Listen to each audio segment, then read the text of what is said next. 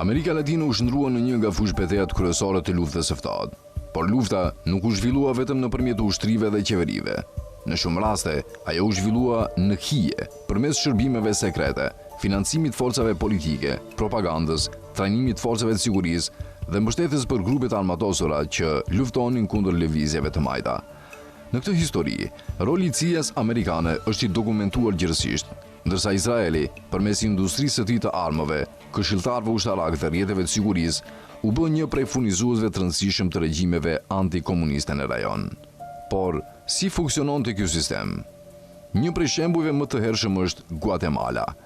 Në vitin 1954, CIA organizoi operacionin e koduar PB Sukses kundër presidentit të zgjedhur të Guatemalës, Jacobo Arbenz. Operacioni përfshinte luftë psikologjike, presion ekonomik dhe diplomatik, si dhe mbështetje për forcat të armatosura të drejtuar nga Carlos Castillo Arnas. Dokumentet e deklasifikuara amerikane tregojnë se CIA trajnoi këtë forcë në Honduras dhe ndërtoi një fushat propagandistike për të krijuar përshtypjen se Guatemala ndodhej përballë një kryengritjeje komuniste masive. Presioni kombinuar politik, ushtarak dhe psikologjik çoi në dorëheqjen e Arbenzit. Pas grushtit të shtetit, Guatemala hyri në një periudhë të gjatë sundimi ushtarak dhe konfliktit armatosur. Dhe pikërisht këtu shfaqet një model që do të përsëritej në vende të tjera. Kur Shtetet e Bashkuara nuk mund të përdorin drejt për drejt ushtrinë, përdorin shërbimet sekrete, partnerët lokal dhe forcat armatosura të vendeve aleate. Rasti i Kilit është edhe më i njohur. Në vitet 1960 dhe fillim të viteve 1970, CIA ndërhyri në mënyrë të përsëritur në politikën kiliane. Synimi ishte pengimi i forcave të majta dhe veçanërisht i Salvador Allende's.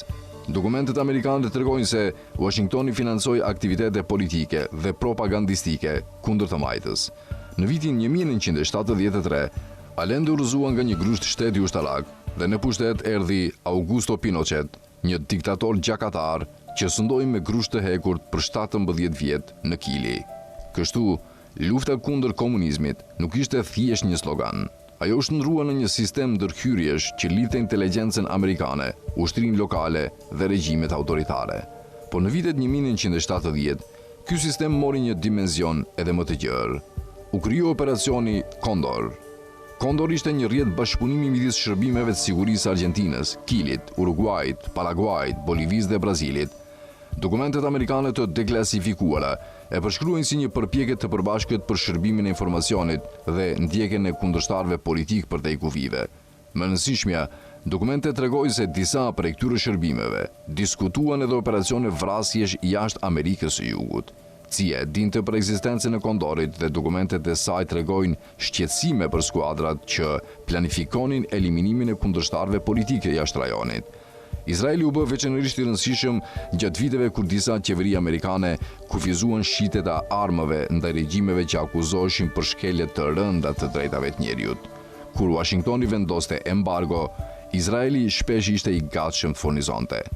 Guatemala është një shembull i qartë.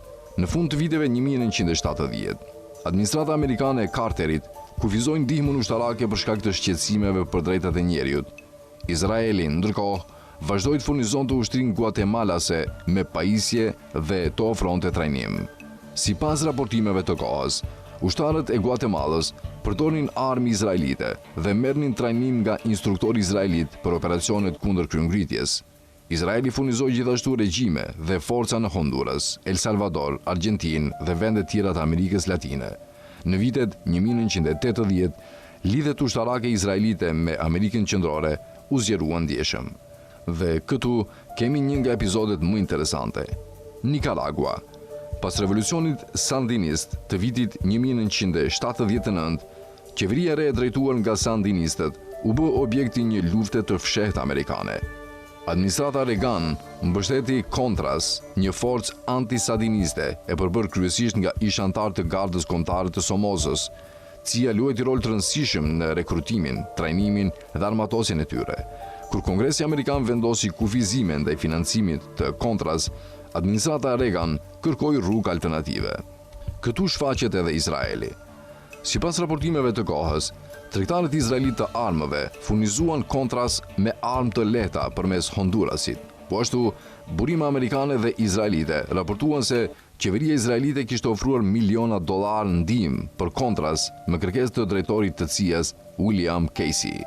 Kjo lidhet me skandalin Iran-Kontra, kur rrjetet e fshehta të administratës Reagan përdorën të ardhura nga shitet e armëve për të mbështetur kontras, pavarësisht kufizimeve të vendosura nga Kongresi.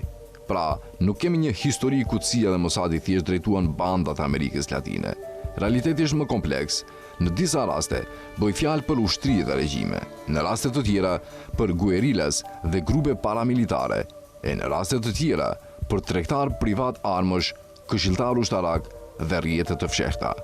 Për CIA-n, ekzistojnë dokumente të deklasifikuara që dëshmojnë financim, trajnim, propagandë dhe mbështetje për forca që luftonin qeveri ose lëvizje të majta. Megjithatë, ekziston edhe një episod shumë të mëthënës në Kolumbi.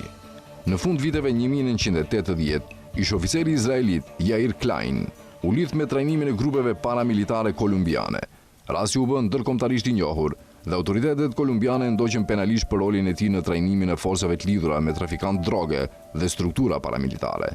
Ky është një shembull i rëndësishëm për të kuptuar se si kufiri midis ushtrisë, inteligjencës, mercenarëve, paramilitarëve dhe krimit organizuar mund të bëjë jashtëzakonisht i paqartë. Dhe kjo na çon te pyetja më e madhe. Pse u bë Amerika Latine kaq e rëndësishme? Sepse gjatë luftës së ftohtë, Washingtoni e shihte rajonin si oborrin e tij strategjik. Çdo qeveri që afrohej me Kubën, Bashkimin Sovjetik apo modele socialiste, konsideroi potencialisht si kërcënim. Izraeli, nga ana tjetër, kishte nevojë për partner ndërkombëtar, tregje për industrinë e tij të mbrojtjes dhe marrëdhënie me regjime që ishin të gatshme të bashkëpunonin në fushën e sigurisë. Kështu u krijua një lloj ndarjeje pune. Shtetet e Bashkuara kishin kapacitetin e madh të inteligjencës dhe ndikimin politik. Izraeli ofronte armë, ekspertizë ushtarake dhe teknologji, ndërsa regjimet lokale ofronin terrenin dhe forcat që luftonin kundër të majtës. Pasojat e kësaj historie vazhdojnë të ndihen edhe sot.